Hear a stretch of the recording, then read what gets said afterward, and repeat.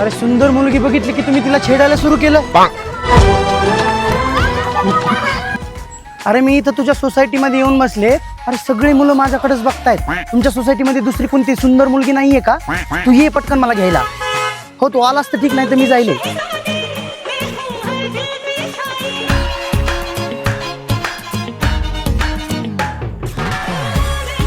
Hello, apartment खाली आली आहे. कुणी बघणार तर नाही ना?